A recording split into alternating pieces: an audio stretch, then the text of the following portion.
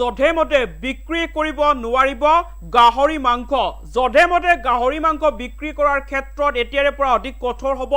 ৰাজ্য চৰকাৰ। চাটাৰ হাউচত পৰীক্ষাৰ পিছতে এতিয়াৰে পৰা গাহৰি মাংস বজাৰত বিক্ৰী কৰিব পাৰিব আৰু প্ৰত্যেকখন জিলাৰ বজাৰে বজাৰে এতিয়াৰে পৰা ঘূৰিব পশুপালন বিভাগৰ বিষয়া। গাহৰি মাংস বিক্ৰীৰ ক্ষেত্ৰত পশুপালন বিভাগৰ মন্ত্ৰীয়ে আজিৰ দিনটোত কেইবাটাও গুৰুত্বপূৰ্ণ মন্তব্য কৰিছে। কি মন্তব্য কৰিছে আমি সবিস্তাৰে খবৰটি লৈ অহাৰ চেষ্টা কৰিম। এতিয়াৰে পৰা জধে মধে বিক্ৰী কৰিব নোৱাৰিব গাহৰি মাংস। জধে মধে গাহৰি মাংস বিক্ৰী কৰা ব্যৱসায়ীৰ বিৰুদ্ধে অধিক কঠোৰ হ'ব চৰকাৰ। স্লাটাৰ হাউচত পৰীক্ষাৰ পিছতে গাহৰি মাংস বিক্ৰী কৰিব পাৰিব বজাৰত। বজাৰে বজাৰে ঘূৰিব পশুপালন বিভাগৰ বিষয়া। এখন জিলাৰ পৰা আন এখন জিলালৈ গাহৰি সৰবৰাহত থাকিব নিষেধাজ্ঞা। সীমান্তত পৰীক্ষা কৰা হ'ব বহিৰাজ্যৰ পৰা অহা গাহৰিৰ স্বাস্থ্য। সেই গাহৰিত আফ্ৰিকান সোৱাইন ফেভাৰ ধৰা পৰিলে ঠাইতে নিধন কৰা হ'ব। পশুপালন বিভাগৰ মন্ত্ৰী কৃষ্ণেন্দু পালৰ এই ডাঙৰ মন্তব্য। এটা গুৰুত্বপূৰ্ণ খবৰ জনাইছোঁ, যেহেতু এতিয়া ৰাজ্যত আফ্ৰিকান সোৱাইন ফিভাৰৰ সংক্ৰমণ হৈছে, গতিকে তাৰ প্ৰতি সংগতি ৰাখি এতিয়া পশুপালন বিভাগে এটা গুৰুত্বপূৰ্ণ সিদ্ধান্ত গ্ৰহণ কৰিছে। এতিয়াৰে পৰা জধে মধে বজাৰত বিক্ৰী কৰিব নোৱাৰিব গাহৰি মাংস। জধে মধে গাহৰি মাংস বিক্ৰী কৰা ব্যৱসায়ীৰ বিৰুদ্ধে এতিয়াৰে পৰা ৰাজ্য চৰকাৰ অধিক কঠোৰ হ'ব। স্লাটাৰ হাউচত গাহৰি পৰীক্ষা কৰা হ'ব আৰু পৰীক্ষাৰ অন্ততে বজাৰত এতিয়াৰে পৰা গাহৰি মাংস বিক্ৰী কৰিব পাৰিব। বজাৰে বজাৰে ঘূৰিব পশুপালন বিভাগৰ বিষয়া। ৰাজ্যৰ প্ৰত্যেকখন জিলাৰ বজাৰে বজাৰে এতিয়াৰে পৰা পশুপালন বিভাগৰ বিষয়া ঘূৰিব আৰু স্লাটাৰ হাউচত গাহৰি পৰীক্ষা কৰা হ'ব আৰু পৰীক্ষাৰ অন্ততে বজাৰত ব্যৱসায়ীয়ে এতিয়াৰে পৰা গাহৰি মাংস বিক্ৰী কৰিব পাৰিব। অৰ্থাৎ এতিয়াৰে পৰা ৰাজ্যত জধে মধে ব্যৱসায়ীসকলে গাহৰি মাংস বিক্ৰী কৰিব নোৱাৰিব। যিসকলে জধে মধে গাহৰি মাংস বিক্ৰী কৰে সেই ব্যৱসায়ীসকলৰ বিৰুদ্ধে এতিয়াৰে পৰা কঠোৰ হ'ব চৰকাৰ। পশুপালন বিভাগৰ মন্ত্ৰী কৃষ্ণেন্দু পালে ইতিমধ্যে গাহৰি মাংস বিক্ৰী সন্দৰ্ভত গুৰুত্বপূৰ্ণ মন্তব্য কৰিছে, বৃহৎ মন্তব্য কৰিছে। যিসকল গাহৰি আফ্ৰিকান সোৱাইন ফেভাৰত আক্ৰান্ত হৈছে বা যিসকল গাহৰিৰ দেহত আফ্ৰিকান সোৱাইন ফেভাৰ ধৰা পৰে সেই গাহৰিসকল ঠাইতে নিধন কৰা হ'ব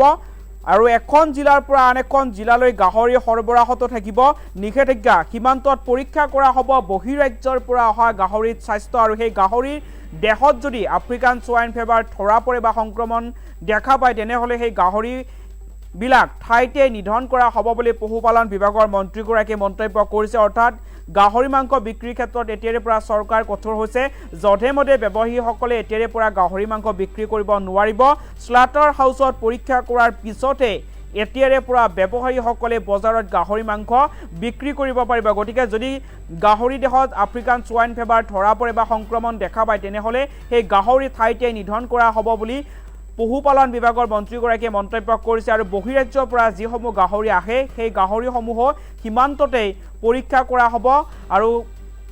যদি সেই গাহৰিসমূহৰ দেশত আফ্ৰিকান সোৱাইন ফেভাৰ ধৰা পৰে তেতিয়াহ'লে গাহৰিসমূহ ঠাইতে নিধন কৰা হ'ব বুলি পশুপালন বিভাগৰ মন্ত্ৰীগৰাকীয়ে মন্তব্য কৰিছে। সমান্তৰালভাৱে মন্ত্ৰীগৰাকীয়ে মন্তব্য কৰিছে যে এতিয়াৰে পৰা জিলাই জিলাই প্ৰত্যেকখন বজাৰতে পশুপালন বিভাগৰ বিষয়া ঘূৰিব আৰু স্লাটাৰ হাউচত গাহৰিসমূহ পৰীক্ষা কৰা হ'ব আৰু পৰীক্ষাৰ অন্ততে ব্যৱসায়ীসকলে গাহৰি মাংস বজাৰত বিক্ৰী কৰিব পাৰিব।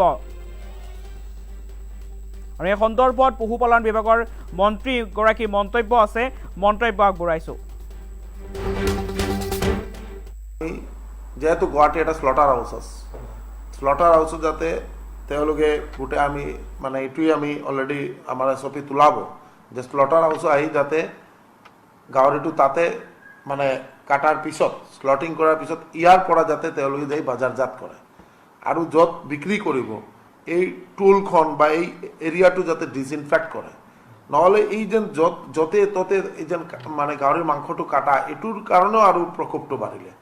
আৰু কেইটামান আমি এনেকুৱা ইনফৰমেশ্যন আছে যে ইনফেক্টেড গাহৰিবিলাকো বজাৰজাত হৈছে। এইটো যাতে নহয়, এইটোৰ কাৰণে গোটেই ৰাইজ আৰু আমি আমাৰ যিমান খেতিয়ক কৃষকসকলক প্ৰগ্ৰেছিভ ফাৰ্মাৰসকলকে আহ্বান কৰিম তেওঁলোকে যাতে সহায় কৰে যাতে কেনেকুৱা আমি এই ASFৰ পৰা পৰিত্ৰাণ পাম আৰ যিমান খেতিয়ক আমাৰ এই ASFৰ প্ৰকোপত তেওঁলোকে ক্ষতিগ্ৰস্ত হৈছে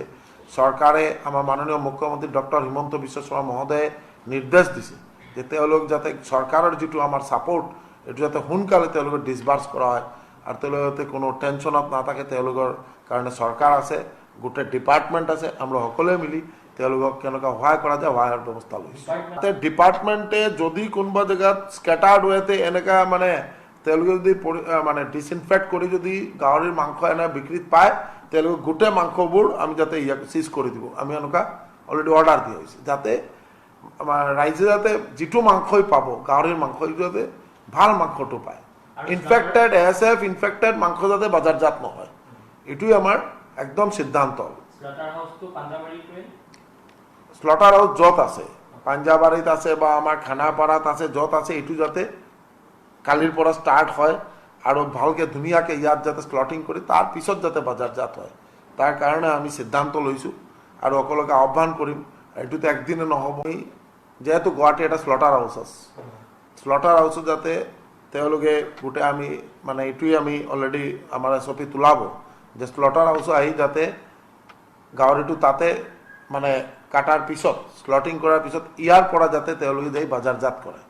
আৰু যত বিক্ৰী কৰিব এই টুলখন বা এই এৰিয়াটো যাতে ডিসইনফেক্ট কৰে নহলে এই যেন যতে ততে এই যেন মানে গাহৰিৰ মাংসটো কাটা এটুৰ কাৰণেও আৰু প্ৰকোপটো বাঢ়িলে আৰু কেইটামান আমি এনেকুৱা ইনফৰমেশ্যন আছে যে ইনফেক্টেড গাহৰিবিলাকো বাজাৰজাত হৈছে এটু যাতে নহয় এটুৰ কাৰণে গোটেই ৰাইজ আৰু আমি আমাৰ যিমান খেতিয়ক কৃষকসকল সকলক প্ৰগ্ৰেছিভ ফাৰ্মাৰ সকলকে আহ্বান কৰিম তেওঁলোকে যাতে সহায় কৰে যাতে কেনেকুৱা আমি এই ASFৰ পৰা পৰিত্ৰাণ পাম আৰু যিমান খেতিয়ক আমাৰ এই ASFৰ প্ৰকোপত তেওঁলোকে ক্ষতিগ্ৰস্ত হৈছে চৰকাৰে আমাৰ মাননীয় মুখ্যমন্ত্ৰী ডক্টৰ হিমন্ত বিশ্ব শৰ্মা মহোদয়ে নিৰ্দেশ দিছে যে তেওঁলোক যাতে চৰকাৰৰ যিটো আমাৰ ছাপোৰ্ট এইটো যাতে সোনকালে তেওঁলোকে ডিছবাৰ্চ কৰা হয় আৰু তেওঁলোকে যাতে কোনো টেনশ্যনত নাথাকে তেওঁলোকৰ কাৰণে চৰকাৰ আছে গোটেই ডিপাৰ্টমেণ্ট আছে আমৰা সকলোৱে মিলি তেওঁলোকক কেনেকৈ সহায় কৰা যায় সহায়ৰ ব্যৱস্থা লৈছোঁ ডিপাৰ্টমেণ্টে যদি কোনোবা জেগাত স্কেটাৰ্ড ৱেতে এনেকুৱা মানে তেওঁলোকে যদি মানে ডিসইনফেক্ট কৰি যদি গাহৰিৰ মাংস এনে বিক্ৰীত পায় তেওঁলোকে গোটেই মাংসবোৰ আমি যাতে ইয়াক সিজ কৰি দিব আমি এনেকুৱা অলৰেডি অৰ্ডাৰ দিয়া হৈছে যাতে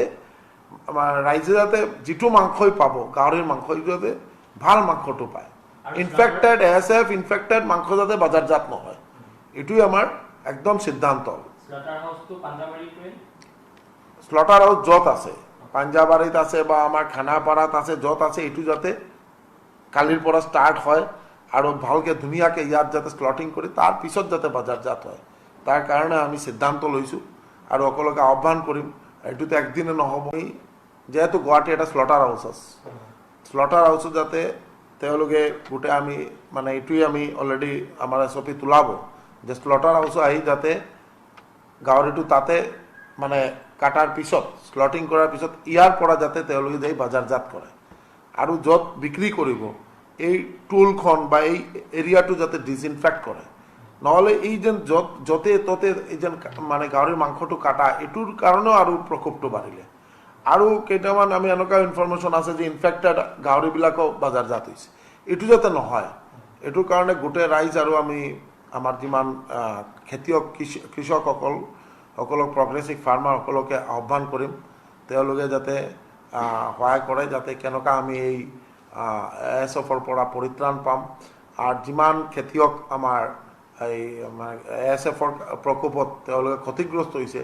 চৰকাৰে আমাৰ মাননীয় মুখ্যমন্ত্ৰী ডক্টৰ হিমন্ত বিশ্ব শৰ্মা মহোদয়ে নিৰ্দেশ দিছে যে তেওঁলোক যাতে চৰকাৰৰ যিটো আমাৰ ছাপোৰ্ট এইটো যাতে সোনকালে তেওঁলোকে ডিছবাৰ্চ কৰা হয় আৰু তেওঁলোকে যাতে কোনো টেনশ্যনত নাথাকে তেওঁলোকৰ কাৰণে চৰকাৰ আছে গোটেই ডিপাৰ্টমেণ্ট আছে আমৰা সকলোৱে মিলি তেওঁলোকক কেনেকৈ সহায় কৰা যায় সহায়ৰ ব্যৱস্থা লৈছোঁ ডিপাৰ্টমেণ্টে যদি কোনোবা জেগাত স্কেটাৰ্ড ৱেতে এনেকুৱা মানে তেওঁলোকে যদি মানে ডিসইনফেক্ট কৰি যদি গাহৰিৰ মাংস এনে বিক্ৰীত পায় তেওঁলোকে গোটেই মাংসবোৰ আমি যাতে ইয়াক সিজ কৰি দিব আমি এনেকুৱা অলৰেডি অৰ্ডাৰ দিয়া হৈছে যাতে ৰাইজে যাতে যিটো মাংসই পাব গাহৰিৰ মাংস যাতে ভাল মাংসটো পায় ইনফেক্টেড ASF ইনফেক্টেড মাংস যাতে বাজারজাত নহয় এটুই আমার একদম সিদ্ধান্ত স্লটার হাউস যত আছে পাঞ্জাবাৰীত আছে বা আমাৰ খানাপাৰাত আছে যত আছে এটু যাতে কালিৰ পৰা ষ্টাৰ্ট হয় আৰু ভালকৈ ধুনীয়াকৈ ইয়াত যাতে স্লটিং কৰি তাৰ পিছত যাতে বজাৰজাত হয় তাৰ কাৰণে আমি সিদ্ধান্ত লৈছোঁ আৰু সকলোকে আহ্বান কৰিম এইটোতো একদিনে নহ'ব।